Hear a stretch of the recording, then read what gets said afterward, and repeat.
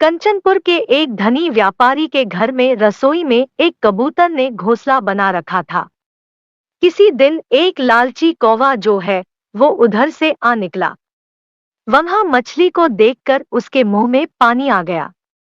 तब उसके मन में विचार आया कि मुझे इस रसोघर में घुसना चाहिए, लेकिन कैसे घुसूं ये सोचकर वो परेशान था। तभी उसकी नजर वो कबूतरों के घोंसले पर पड़ी। उसने सोचा कि मैं अगर कबूतर से दोस्ती कर लूं तो शायद मेरी बात बन जाए। कबूतर जब दाना चुगने के लिए बाहर निकलता है तो कौवा उसके साथ साथ निकलता है। थोड़ी देर बाद कबूतर ने पीछे मुड़कर देखा तो देखा कि कौवा उसके पीछे है। इस पर कबूतर ने कौवे से कहा, भाई तुम मेरे पीछे क्यों हो? इस पर कौवे ने कबूतर से कहा कि तुम मुझे अच्छे लगते हो, इसलिए मैं तुमसे दोस्ती करना चाहता हूँ। इस पर कौवे से कबूतर ने कहा कि हम कैसे दोस्त बन सकते हैं, हमारा और तुम्हारा भोजन भी तो अलग अलग है। मैं बीज खाता हूँ और तुम कीड़े।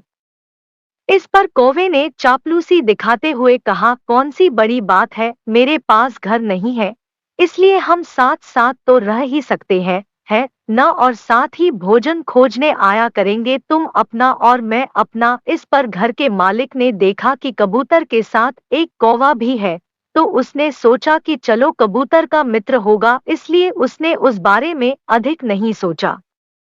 अगले दिन कबूतर खाना खोजने के लिए साथ चलने को कहता है, तो कौवे ने पेट दर्द का बहाना बनाकर मना कर दिया।